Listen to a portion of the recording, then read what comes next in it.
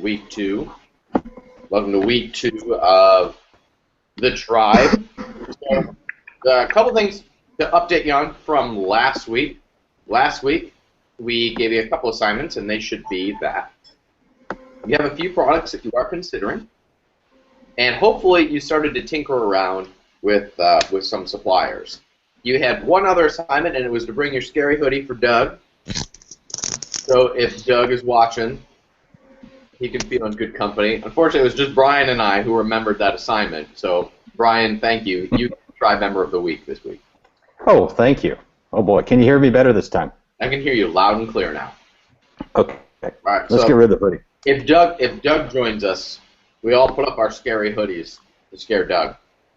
Okay, so if you are a little bit behind, I was called out by one tribe member who said, can you give us some niche markets that look wide open right now? And so I want to give you those right now.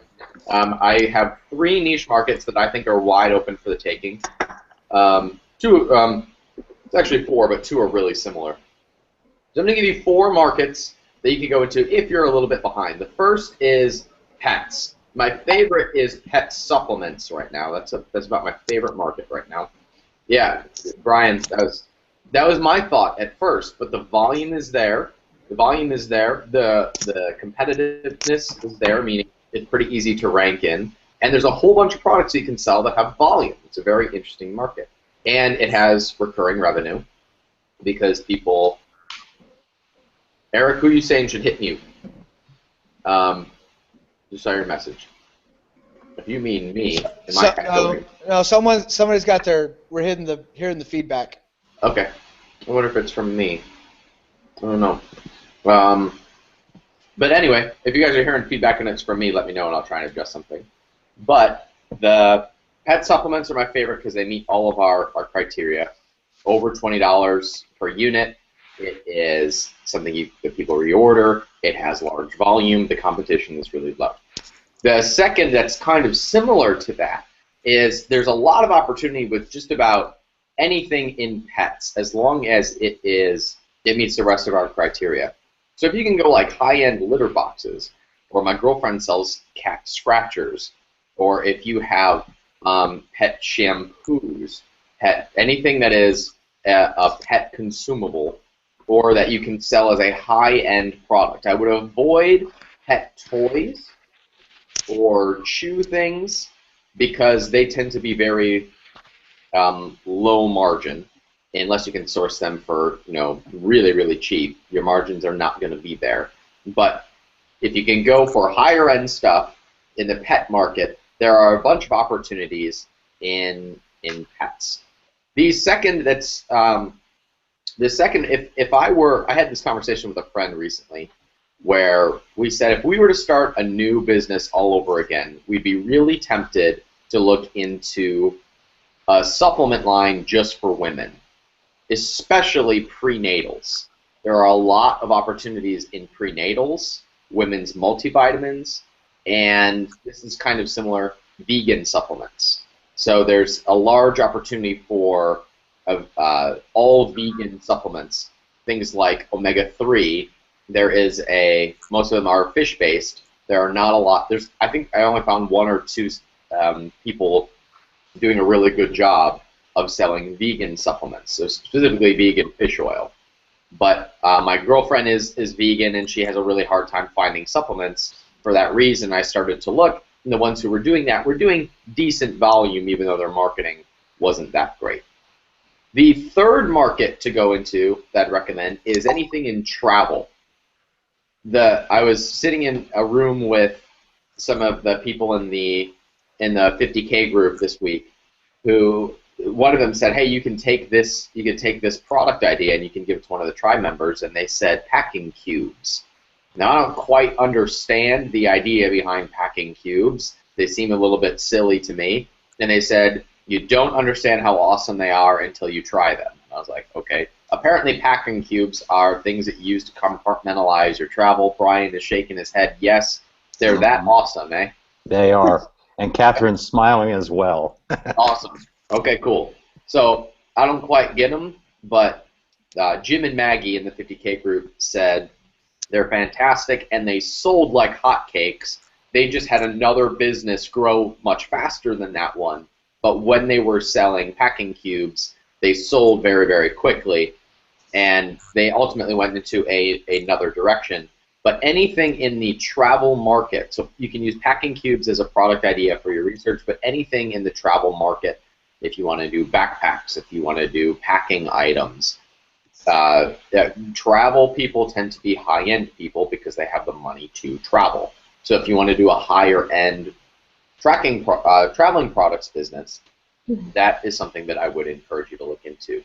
And this is a bonus, fourth one. It's very vague, but I have always had good success looking in sports and outdoors, just because there's not a lot of competition there. There's not as many. It's not as ASM packed to look in sports and outdoors. I have a yoga business in sports and outdoors. Just know that the volume is a little bit lower in the sports and outdoors category, but there's still plenty of it at the top of those categories. So there's, I know that's a little bit vague, but I find a lot of decent to good niche markets in the sports and outdoors category. Now, I want to call to your attention something that came up on a coaching call I had with a tribe member this week, and that was, he asked the question about how good does a market need to look in order to move forward through that market. And he said that he was looking at something that met his criteria, but he said it looked to be, what did he call it? He said it was decent to good. It wasn't great. It just looked okay. So I told him a little story, and this is kind of how I came up with my criteria for what we've all talked about on these calls for choosing a product. And that is this. My first product on the first initial sniff test looked to be not even good, it just looked like decent. The reason it looked like decent was because there didn't appear to be the volume on Amazon, and there wasn't a lot of competition for this market, so it looked like it was a smaller market. We went into it anyway for one reason, and I'll tell you what that reason was in a second. But let me tell you the results first. The result was, since it was a smaller market, we hit number one in our category after doing about 25 to 30 sales a day, which is great because it's nice to be number one in your category, but also just slightly frustrating that you can be number one in a category and only sell 25, 30 units a day. That's okay money, but it's not change your life kind of money.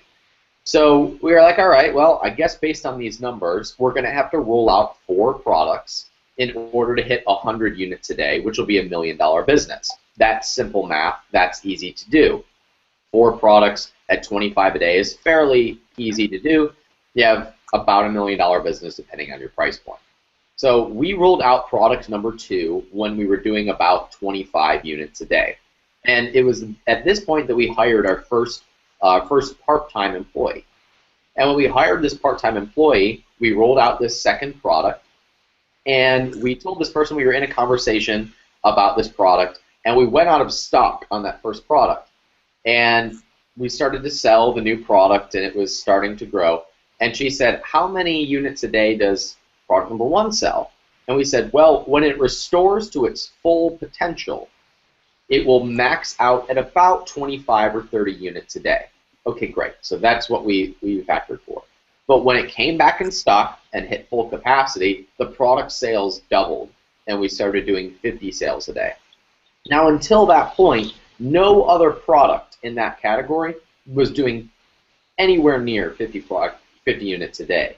So how in the world did we start selling 50 units a day when previously the number one person before we entered the market was doing like 15, 20 sales a day? What was the difference there?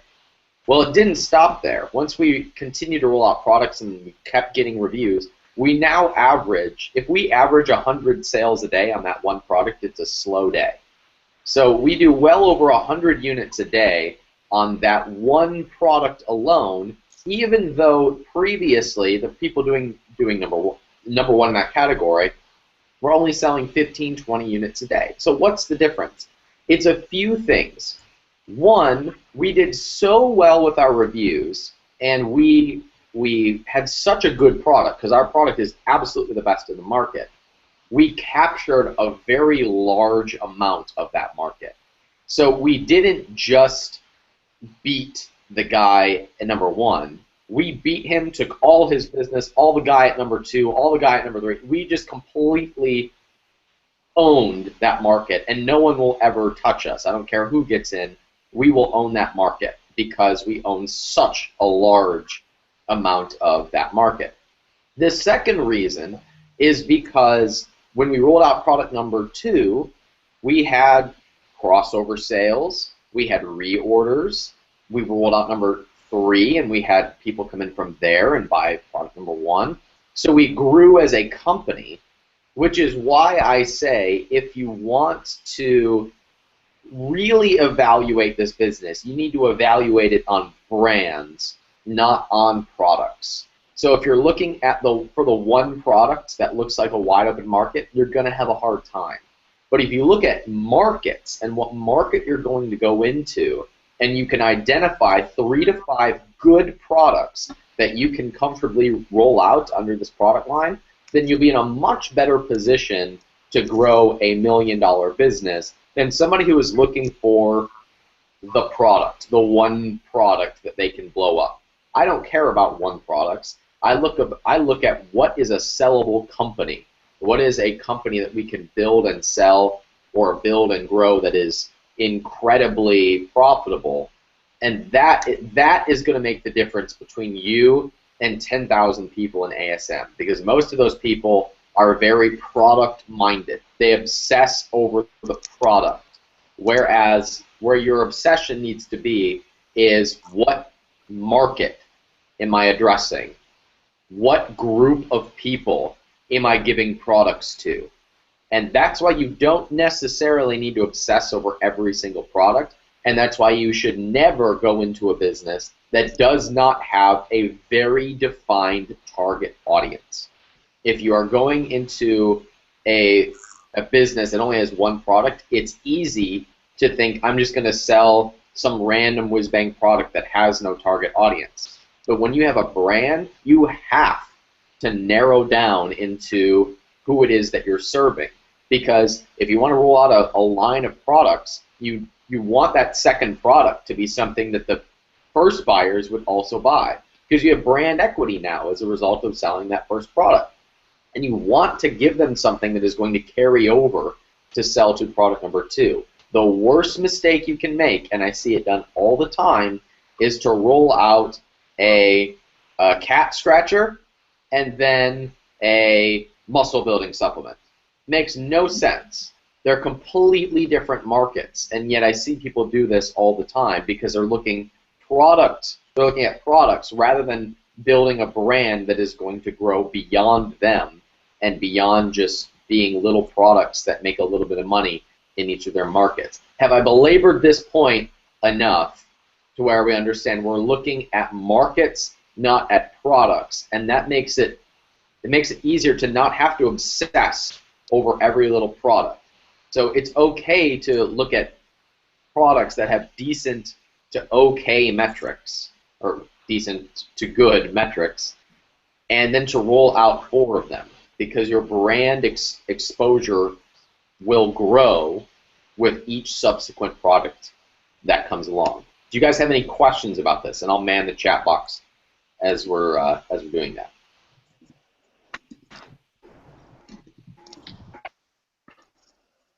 No questions asked. Well, good. You've trained everyone well. I want to say hey to the people that are watching on the chat box: Darren, Thomas, Victor, Godson. Thanks for Daniel, and all of you who are logged in on Anonymous as well. So thanks for your comments in the box. Victor had a question: if one already has 5 to 10 products for a whole line of products, is it best to list them all, or to drip them one at a time? So he's asking, if you already have a line of products, would it be best to just dump them all on Amazon, or to do one at a time? If you've already got them listed, if they're already on Amazon, then I would just line them up and go, just pick one, launch it, go pop, pop, pop down the list, where you put all your energy behind one. If you don't have them on Amazon yet, my approach has always been to do one at a time. The reason for that is because I'm a dude who has very single-minded focus, and I have a hard time multitasking. Ask any woman I know. And the approach that some people are able to do of listing them all on Amazon and doing them all at once, I personally am unable to do that, but I know people who can, and there's some advantages to doing that. I just know that I am unable to do that. So I've always taken the approach of doing them one at a time.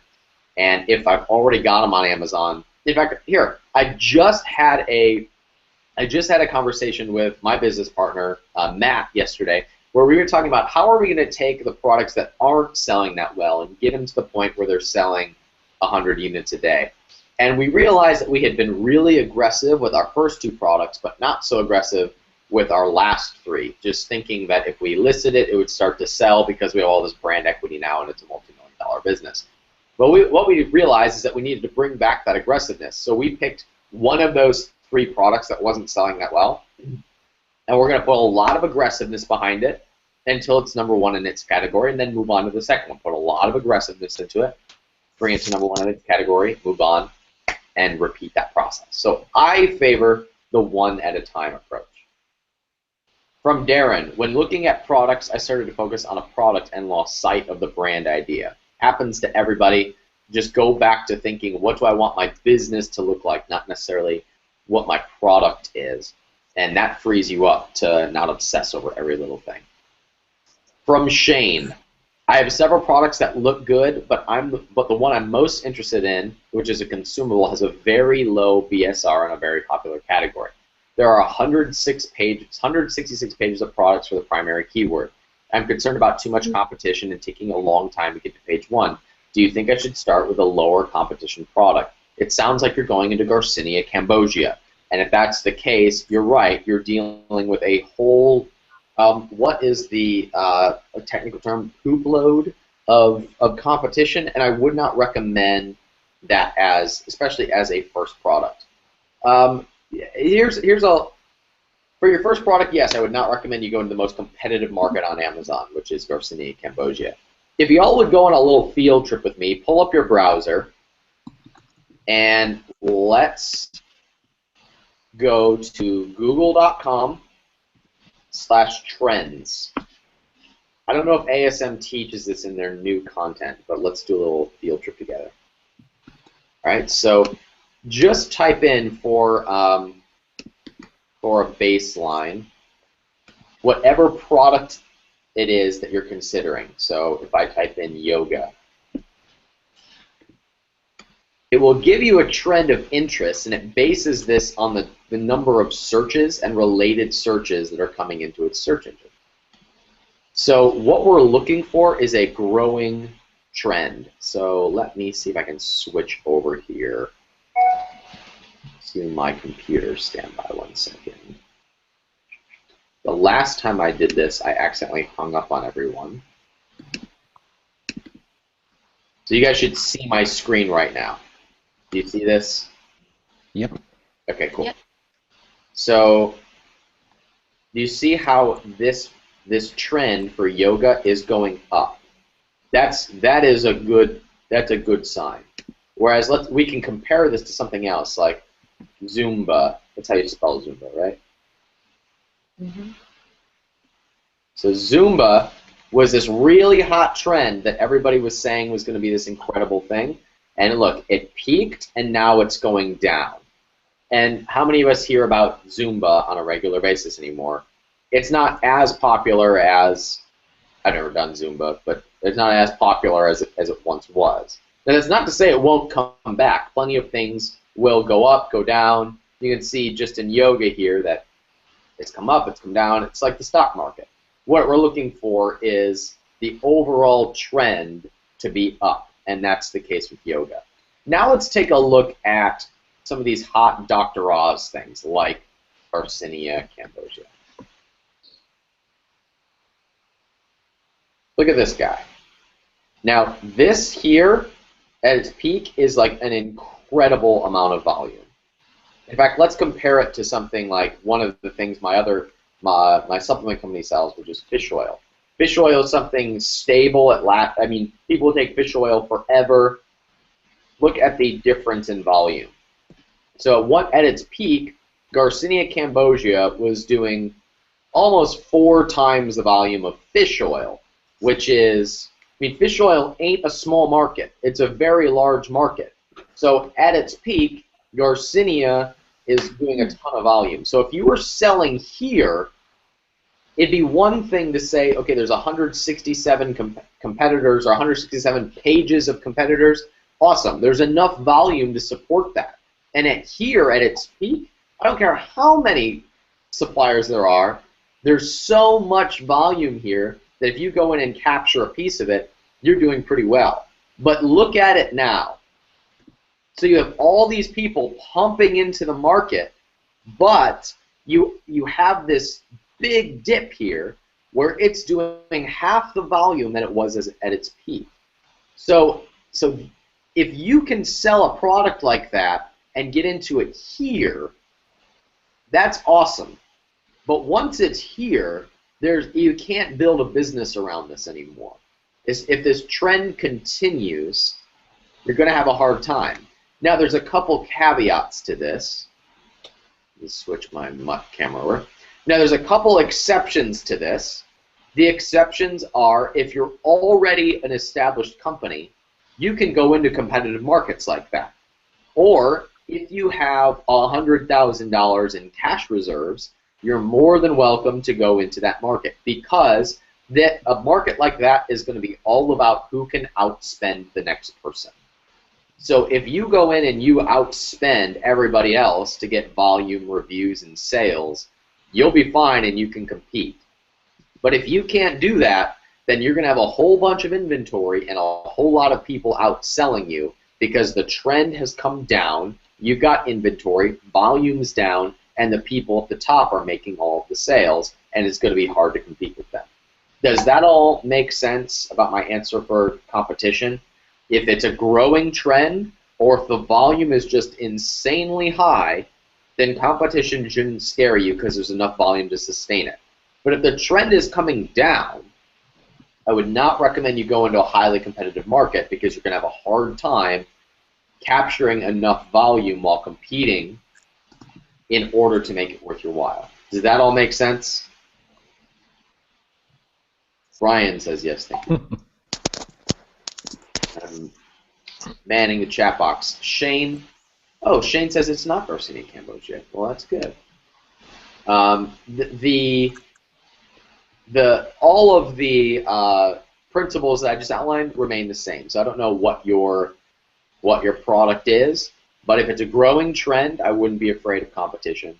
If it's a shrinking trend, I would stay away. I'd also be looking at, again, how much volume is there to the people who are on the entire first page, because getting onto the first page isn't all that hard. But what's the person at the bottom of page 1 doing? Is he doing enough volume?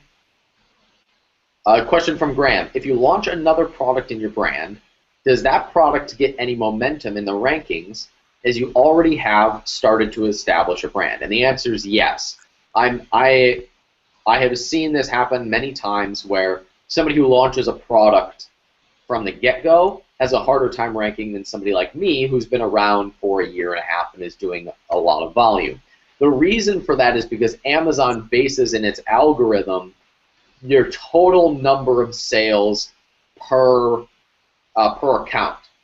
So if you're doing 500 units a day in your account, you can roll out just about anything you want, and it'll start to rank very quickly. Whereas if you're a new account, you're going to have a harder time, which is why it's so important when you're building this business to have regular flow of sales coming in however you can. This is the grind stage. You've got to outgrind the people around you by doing giveaways, getting reviews, doing discounts, and really marketing those products hard in those initial stages. What happens if you sell a food product that is sourced only from one country, like South America, and they don't offer packaging? Do you have to get it shipped somewhere for packaging? Well, I would be hesitant to put food products from anywhere that are overseas. However, no matter what you're ordering, you don't have to have packaging as long as it's going over to FBA in individual units. So you don't have to have packaging at all. Anybody on the Hangout want to comment or ask a question about what we covered, Pierre's computer has frozen, so it looks like he is just downing that water bottle. He is just either really likes having his mouth on a water bottle, or it's the never-ending soda. You don't see me? Nope, we just see a frozen image of you sucking down a water bottle, and it's adorable. Oh. You don't see a flow image right now? Nope, we just see a second, just an image of you, you having your mouth around a water bottle. It's really cute. I'm gonna update it. Okay. Any questions about what we've covered so far for those of you who are on the Hangout? Ryan, if I could, maybe just add one thing about the listing and ranking and the competition above you. And this was a thread in the Tribe Facebook group this week, if the competition above you are large brands who maybe aren't paying attention to what they're doing on Amazon, don't let the fact that they're large brands scare you. Look at it as an opportunity, because you can work around them fairly quickly. Yeah, would you clarify that a little bit on what it might look like as far as an example goes? Like, I know what you mean, but we've always heard if something's very brand driven, we should go avoid it. You mean it in a different sense. You mean if they're not doing their marketing correctly. Correct. So you got large multi-million, multi-billion-dollar companies who are looking at Amazon as a ancillary channel, looking at retail distribution as their primary. So they've got some products on Amazon. Likely they're going to be sold by and shipped by Amazon, because these are big companies who have reps who deal with Amazon. They don't deal with Amazon directly,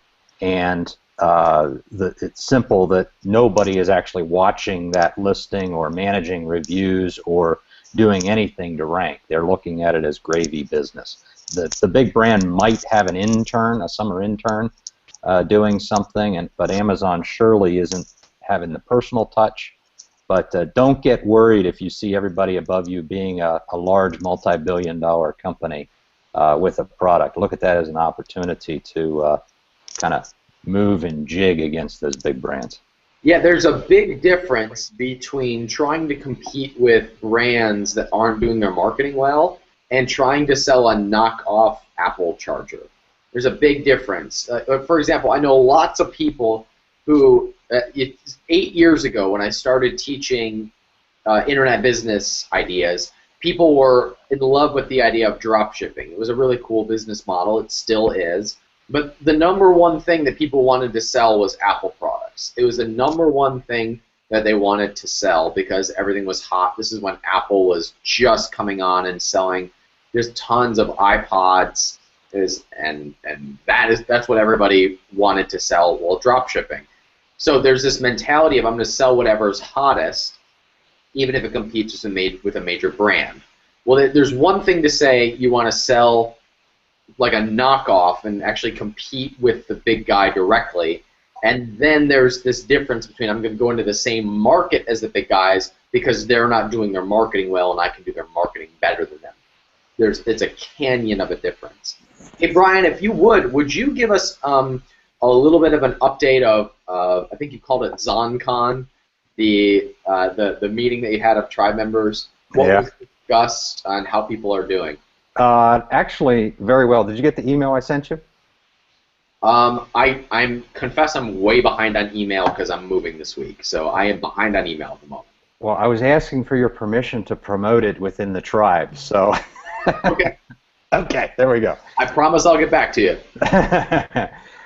So the event in Philly, we had 9 business, and we had a nice keynote speaker, Liz Brazier, about time management. And we did something that you and I did in the Philippines. It's 30 days from now, and to hold everybody accountable. So we're going to have a follow-up Google Hangout. I've got it scheduled for early December. And I was able to get a couple testimonials from some of the attendees, and probably a couple are watching and listening. But all of the feedback that I got was great. And I've kind of coined the phrase, spend a day working on your business rather than working in it. Yeah, good. And tell us a little bit how the people that attended are doing, because it's mostly people from the last ASM group. Yep. So how are they doing?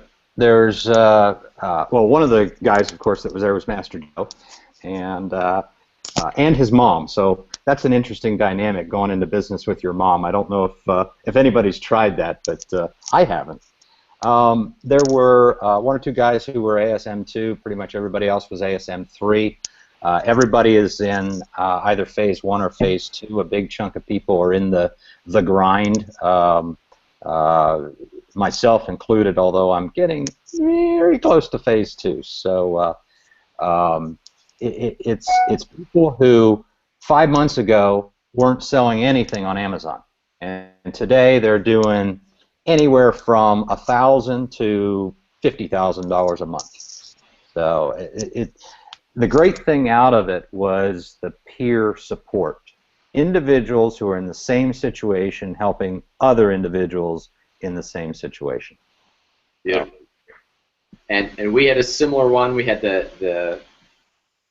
it's called the Tribe Mastermind, but it's starting to be known as the 50K group. People doing 50K and above flew into Austin this week, and I'll tell you this: that the #1 differentiator between everyone in that room, people doing 50K and up, and everybody else, the big differentiator was everyone in that group believed in being highly aggressive when launching a new product to, as Joe put it in a thread once, bully your way to the top. That was the #1 differentiating factor between the people who are, differentiating isn't the right word, the common factor between everybody who was at that table, the dozen people or so who were doing at least 50 grand a month, all believed that they would bully their way to the top, and they would outspend, out-hustle, out-market everybody else in their space. And it was not, there's only one guy there who had a large team. Most of the people there were one-man shows, and a lot of them had full-time jobs when they started their business. So it's not a matter of how much time you have, it's more about how much volume can you comfortably sell, even at a loss, in order to outrank everybody else. Alex, that is the baseline is you have to be doing at least 50 grand a month in sales. Most people in that room are doing much, much more than that. But that is the minimum in order to qualify to get there. A good question came up on the chat, and it's from Louis. If we're shipping our products to from China directly to Amazon, how do you ensure the quality of what you're sending to Amazon? And the answer to that is get a sample from your supplier before you send them over to Amazon's fulfilled warehouses. That's how you make sure that the quality is there. Or you can hire our neighborhood-friendly Catherine Chung, who goes over and inspects the suppliers for you and make sure that the quality is there. Catherine, since we have a little bit more time this week than we did last week, would you remind people how they can hire you to make sure to go inspect their inventory? I wanted to make a note of it, an emphasis, make some emphasis, and to correct something that you mentioned. I'm sorry about that. To make sure the quality product to sell in Amazon is high quality, you need to start from qualify your factory instead of qualify the products. In China, it's common for them to give you really good sample, but at the end of the day, they ship you cheap product or crappy products. I know that well. I have a factory. I have many factory friends. So it's a risk behind it. It might happen or it might not happen. But if you qualify the factories, you save a lot of troubles, because good quality factories always produce good quality products. Does that make sense? Yeah. So what you're saying is that if you're buying from a crappy factory, they may rip you off in the sense of sending you good samples, but when it comes time to ship a lot of products, they might send you junk. But if you qualify the factory is going to do things right. And so don't qualify the product, qualify the factory. That's what I do. Yes. So yeah, that only the factory can give you a sustainable and long-term guarantee on the product quality. That is what my experience and seeing those, especially for those items, it's really demanding on quality as well. And So, what's your process for somebody who wants to hire you to inspect the factory for you? How do they get a hold of you if they want to do that? it starts from the sourcing instead of inspection. So when I help them source the product, I include the service to qualify the factories. I will personally call the factories, the people, the overseas manager, because from the telephone conversation, I can ask a lot of questions that they need to ask me. Sometimes through the email, they will answer a lot of things. So, yeah. And should they just send you a Facebook message if somebody wants to hire you for that service? Oh, yeah. Okay. They can shoot me a Facebook message as well. Okay, cool. Yeah. From the Facebook chat, question. Master Joe is among us, and he's having a conversation about Zon blasts. He mentioned he's saying in the chat box that he can do a couple of blasts and basically bully his way to the top in a lot of cases. One of the things that we have found in our group, and credit to Master Joe for basically cracking this, is if you do these large giveaways that we have become popularized, especially within our tribe, a few of them are often enough to bully your way to the top.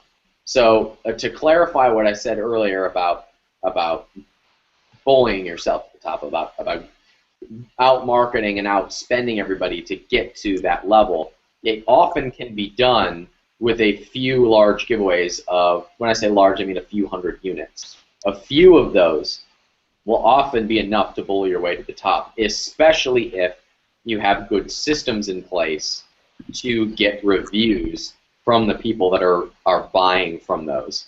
And we test a lot of that, and I'll be able to clarify more when we have some more test data from some things that we're experimenting with right now.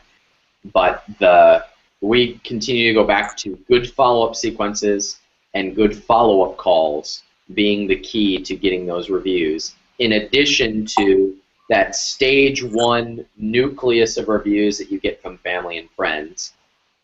It's your nucleus of friends and family plus good systems from follow-up sequences and phone calls that really set apart you from other people in order to get reviews. And then there's some other extra nice things that you can do further down the line, but those are the foundational things that you need to have in your business.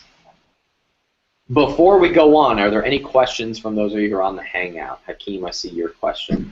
Yeah. Go ahead, Pierre. When you talk about giving away units, I know you should focus on just one product at a time, but I have an account on Amazon FR and Amazon.com. So for my Amazon FR, I just order like 50 units because the item is more expensive. And for the .com, I ordered 150 units. So for the .com, I'm probably giving away 100 units. But for the FR, I order 100 units, but I can't give away 100 units at the FR account because otherwise it will sell out and I'd be out of inventory. So I was thinking of only giving away 50, and I was wondering if that works out a little or it's just not worth it. Might as well go 100 and wait. Okay, so you're asking, you have an account on Amazon.com and an account on Amazon.fr, and you're wondering how much you should give away since you have your inventory split. Yeah, basically. Correct.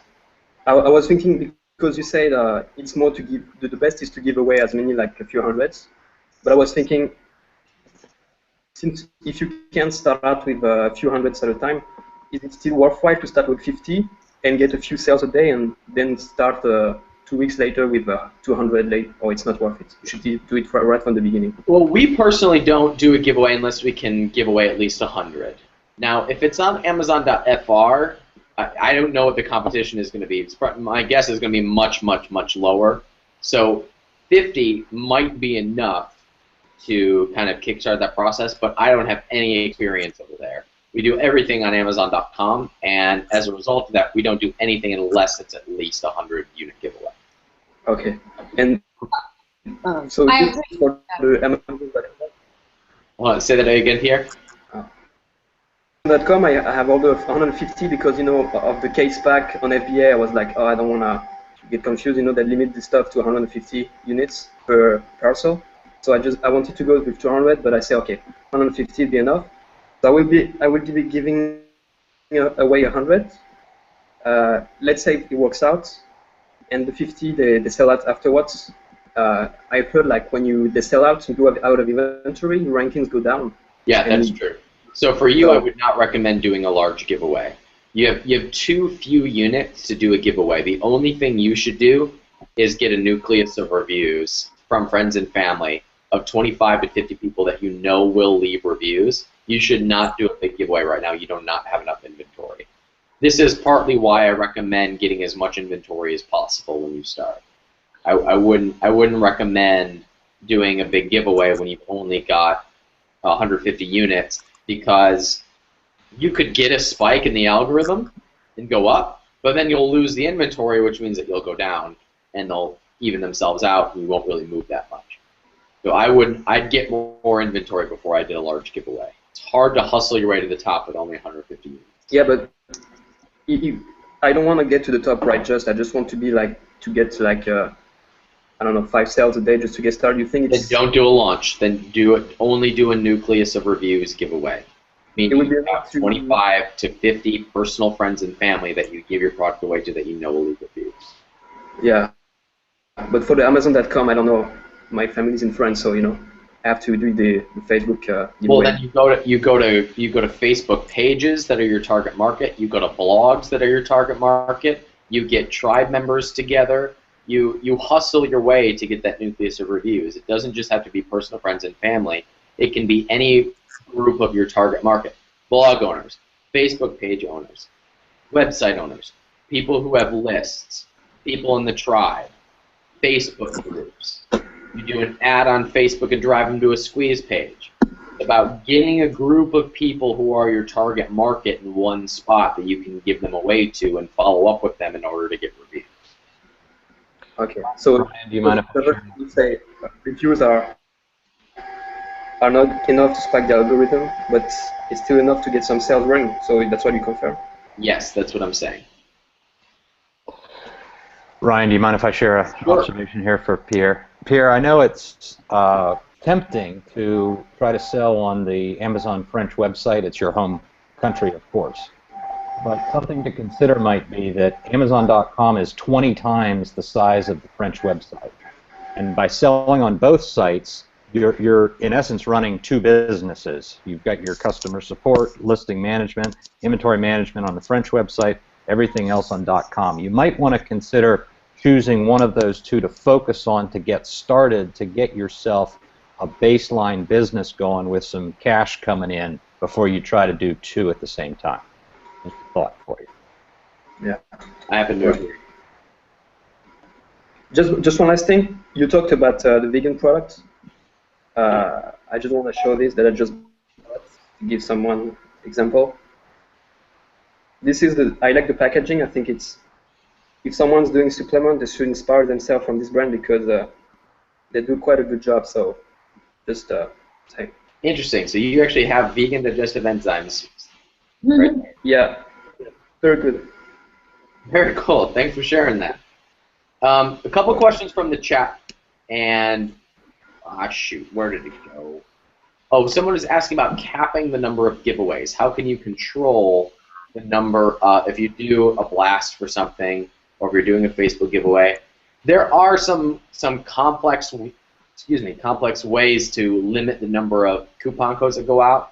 But for us, we just keep a keen eye on any of those coupon codes are being used and turn off the coupon code when we're getting near the limit of what we want to be giving away. I know that's not perfect. I know there's nothing scientific about it, but we just monitor that coupon code, and when we're getting close to either the number of leads we want or the number of sales to that coupon code that we're giving away, we just turn that off and move on and then get some data. Again, I know it's not perfect, but we do what we can.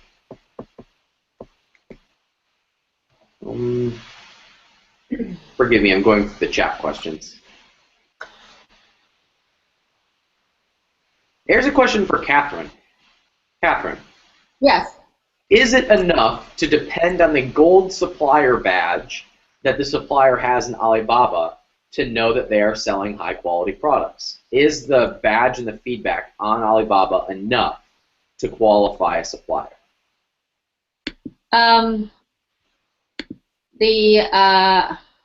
The gold supplier badge information, as far as I know, is it's shortage of some critical criteria that I set to qualify the factories. Except if you are really concerning on the high quality, so they are not disclosing some secrets that you would never get there, and unless you talk to them over the phone, it won't publish.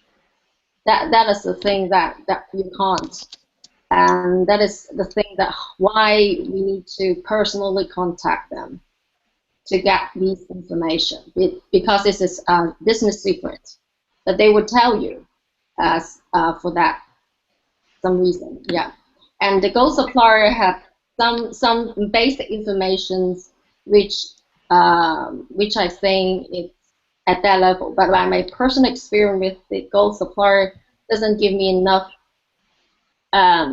choices for the supplier for sourcing the item. So what I find is even when you go to the gold supplier, but they're missing a lot of good quality supplier within the gold supplier.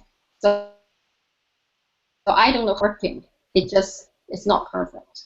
So you're saying that somebody who has a gold supplier badge on Alibaba, the risk is down for sure of anything going haywire. The risk is definitely it definitely helps, but you personally feel most comfortable with some other criteria being sourced that you can only do if you're talking to them or that you go see them in person. Yeah, that I feel I found it is the best way, which many multi-million branded company, they hire people to not just they inspect and everything and then place order. That's any brand company would definitely that.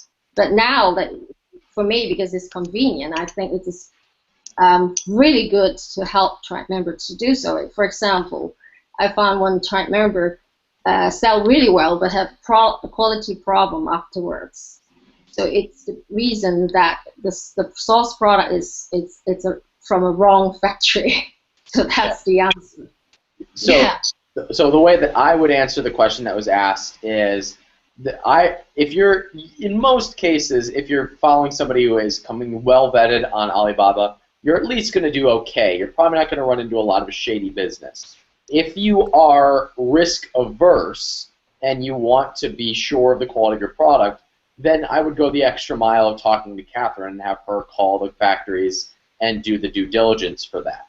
So, so if you're risk averse and you want to be sure, I would do the extra mile of what Catherine is talking about. But working with only people who come well vetted on Alibaba will certainly allow you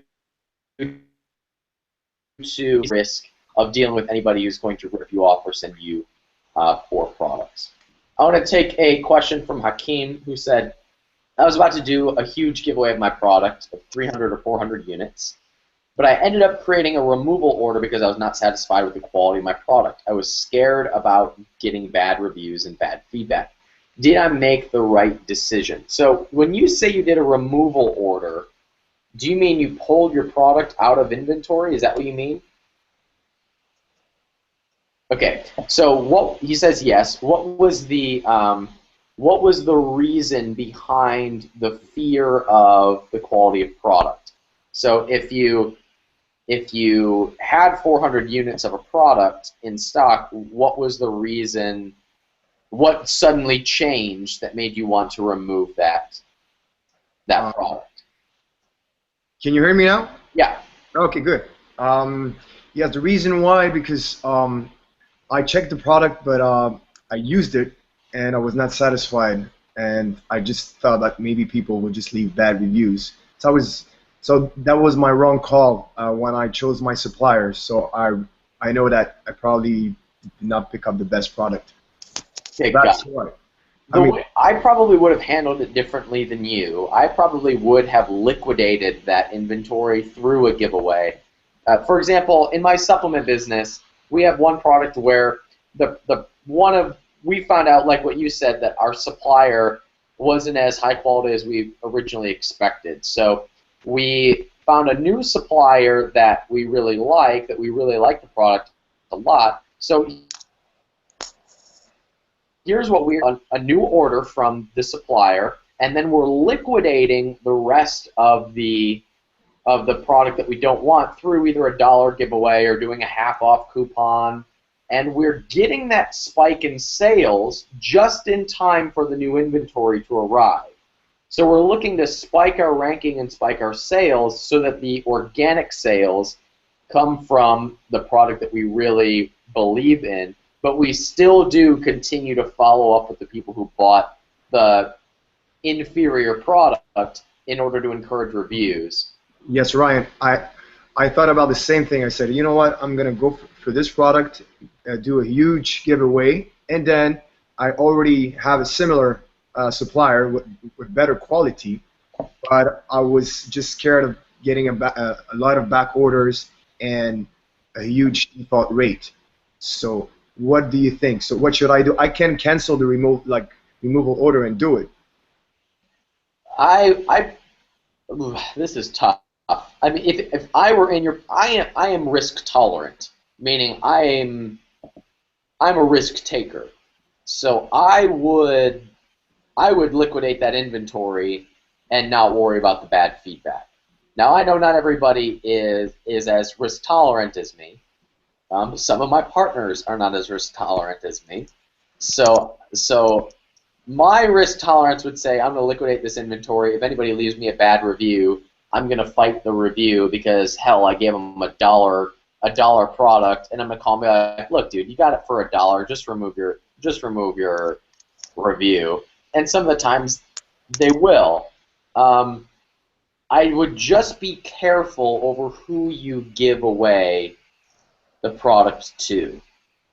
For example, we did a giveaway once, and we did it specifically to an audience that is very critical, meaning they are. I thought about the same thing. I said, you know what? Godson, please mute yourself. You're echoing. And then we did it to. All right, I'll mute you. But I was just scared of. Hold on. There we go. So we did it to an audience that was very mature and very intelligent and very picky on the type of product they got, and it was a disaster.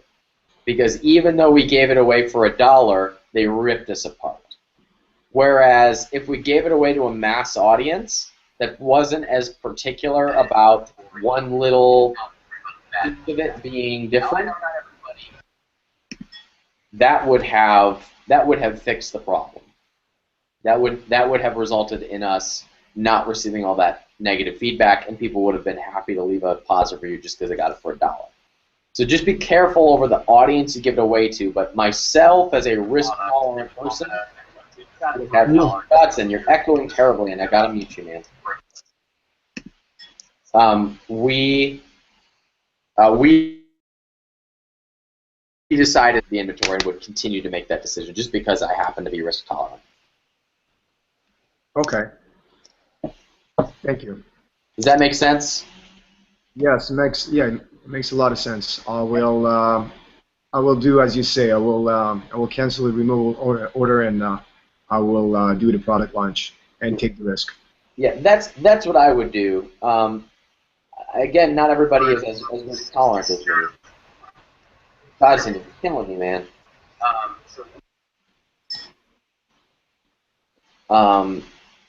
Sorry, I was a little distracted there. Godson, you're echoing terribly when you take your audio on. Okay, any other questions from those of you who are on the Hangout?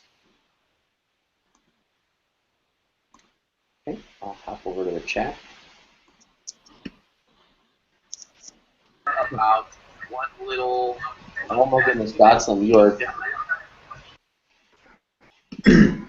If someone doesn't have any question, I have one. Yeah, go ahead, Pierre. I mean, I have several, but I won't ask all. But brand registry, I know it's not priority. You know, you can do it later. But when you register like a month later, or 2 months later, and your product has already quite a few sales a day, do they like make you delete your product and create another one with the brand, or do they evolve the product and keep all the history of the rank on Amazon and stuff? Because when I got the employee on the phone, she told me that you'd have to delete your listing, create another one, but you keep the same ASIN, so you get the reviews from the old one. But I told her, yeah, but what about the sales history on Amazon? She said all that will be deleted. So I was like, that's why maybe it's worth it to create a brand right now, but you know what I mean? So are you asking if oh my goodness, that's a retail Amelia. That you're asking if someone if you have brand registry, will that if you add brand registry to a product, will that delete the product from Amazon and require you to start all over? Is that the question? Yes, kind of. Yeah. I mean, it should not. If somebody on Amazon told you that in order to add brand registry to your product, it would delete your existing products, they were sorely mistaken. That is not the case. Okay. Does anybody have a different experience? Brian, you use brand registry, don't you? Yeah, I was trying to think back through. I registered my brand before I actually created the listing and sold anything, so it's not quite the same situation Pierre has. But I did go through this when I converted to stickerless commingled, and Sean helped me a little bit with that. You have your listing. Somebody's echoing one board. You've got your listing, which is separate from the ASIN. Okay, the ASIN is actually the details of the whole product and the images, etc. And then you've got your listing, which is uniquely identified with the FNSKU. Now, if you're doing stickered inventory, your FNSKU starts with an X. If you're doing stickerless commingled, your FNSKU is your ASIN. So, Pierre, what the Amazon person might have been talking about was your FNSKU listing within your account, which is different than the actual ASIN. If you have your brand and you can get a brand registered before you start selling, that's the easiest. If not, you'll just have to work through Seller Central, but your reviews and whatnot will carry over. My sales history when I created my new FNSKU when I converted to stickerless commingled did not carry over. But the reviews is the important stuff did carry over. My brain hurts from that number of details. I'm looking at the chat box, and our neighborhood-friendly Sean Coyne, my partner on Zen Active, our yoga business, is saying that we did have to delete our yoga mats to add brand registry. Sean, could you clarify in the chat box? Because I know we didn't redo the listing, and in one of my businesses we added brand registry much later. So, Pierre, I might have to do some research on this one in order to give you a proper answer to this. We are running out of time, so I'm doing a quick of the chat box. In the meantime, if anybody who hasn't had a chance to speak up on the Hangout itself wants to ask a question, feel free to do that. Forgive me while I go through the chat box. Interesting question from someone who says they're researching suppliers for the product they want to start with, and most of them are in Pakistan. None of the suppliers are qualified on Alibaba, which makes me nervous. Do you have any knowledge or experience with suppliers in Pakistan? I personally don't. That is, I'd consider it a higher risk supplier country. Doesn't mean that they're all bad. It doesn't mean that something bad is going to happen. But I would consider that a higher risk area because it's going to be harder to vet them. It's going to might have a lot larger language barrier, and there's not as much volume going in and out of that country. So I would be hesitant if you could find another supplier in a place that would be easier to vet. I would recommend going that direction. But that doesn't mean it's a bad idea. I've had actually employees who lived in Pakistan before, and they were fantastic. It's just a higher risk area. There were several questions that came in about the live event in Vegas, about the chat box, and Pierre just posted one here to the Hangout.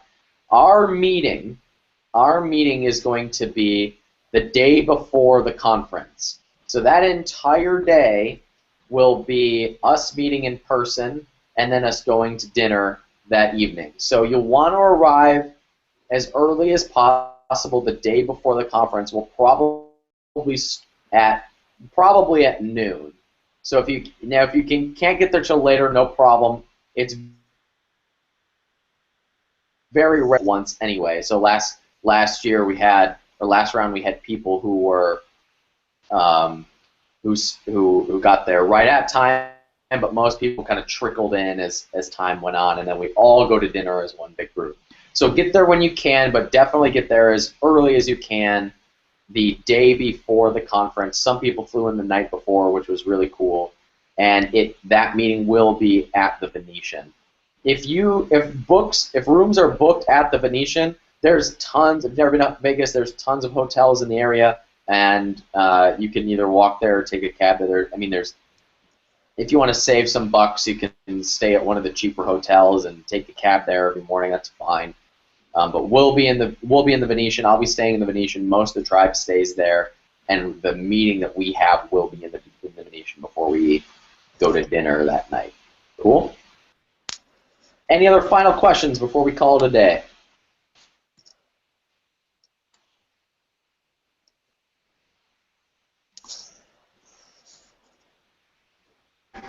Sorry, I have talked too much, but I have just one last question. That's fine. Go ahead. I'm just reading the chat box while you're talking. Go ahead. All right. I have sent like the shipment from China to the US. They are DHL, but I just realized I don't have an account there. So how will the customs work? I know it's specific to each product. It's not the same for each type of product.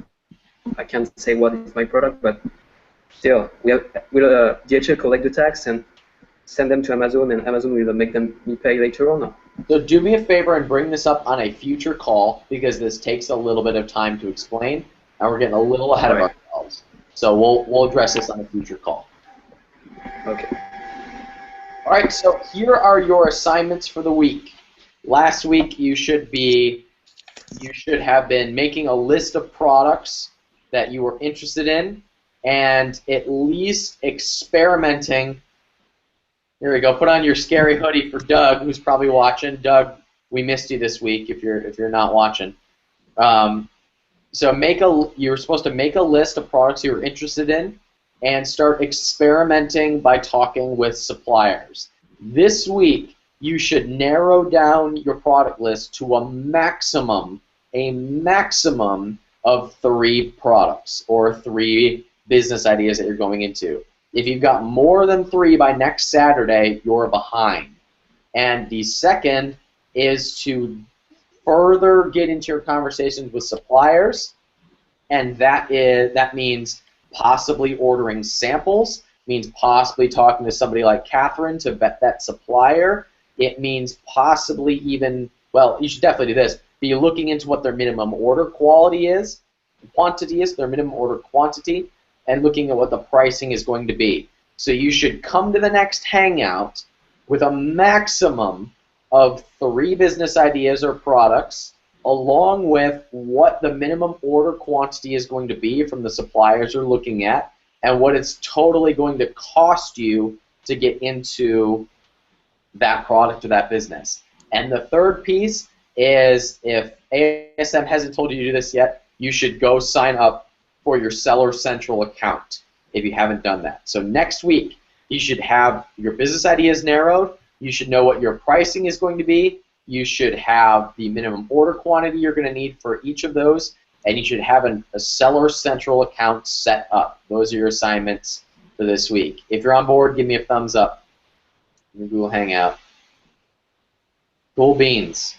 All right, guys, thanks for coming, and I will see you next week. Thanks, guys.